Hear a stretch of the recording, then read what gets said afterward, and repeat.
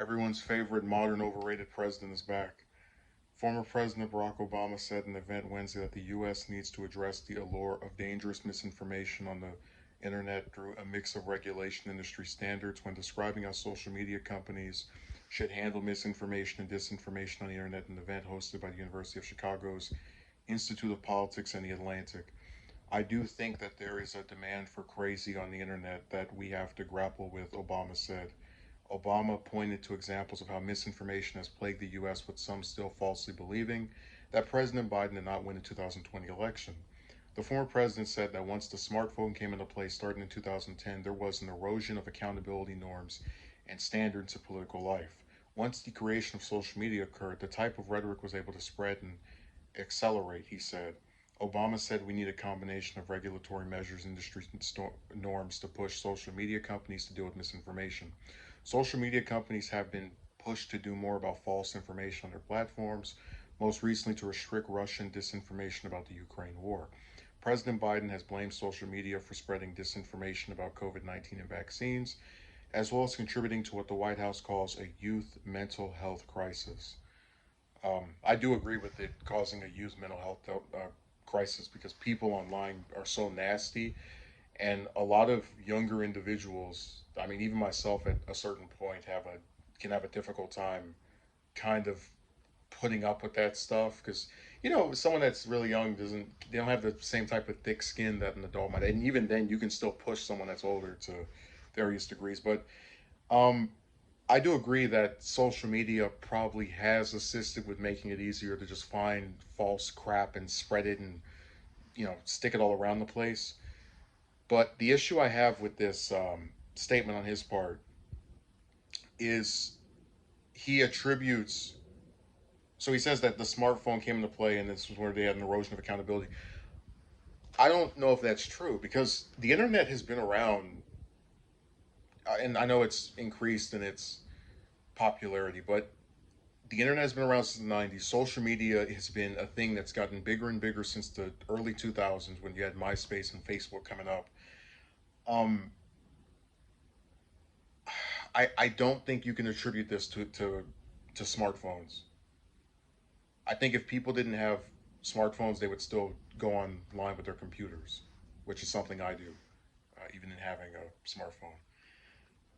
Um, but as far as social media and counter misinformation, the problem it's a really slippery slope because there is certain misinformation that's not really dangerous. Like spreading misinformation about a contagious disease is something that's very serious because if people think the wrong stuff, they can get in trouble from a health standpoint. But if you want to go online and say that you think an election was rigged or stolen, as long as no one is doing the type of thing that happened last year, January 6th, I don't really see an issue with them being allowed to say that garbage.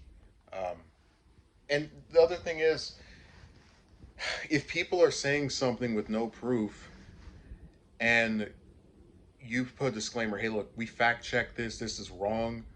What more can the site do? I mean, I guess it can take down the video, but we've seen before they're just going to go on another website, which by the way is always the funniest thing. They claim they're being censored while they're still able to give their position or opinion across all these other damn sites. But all I'm conveying is I don't.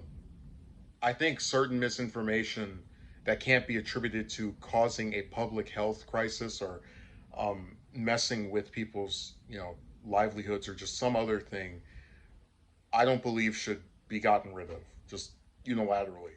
Um, Again, if people spread misinformation about a disease, that a contagious disease, that's one thing. But if they're talking about, oh, I think this election was rigged, I think uh, Russia is doing the right thing, and because of all this crap I made up, stuff like that, I don't really have any belief that should be gotten rid of, or that these websites should really do anything about it because it shouldn't be their job to police ridiculousness. Like if you can cite something that you think is insane, you don't need some higher figure to tell you, hey, by the way, we don't want this up here because you might be influenced by it. No, I don't believe it.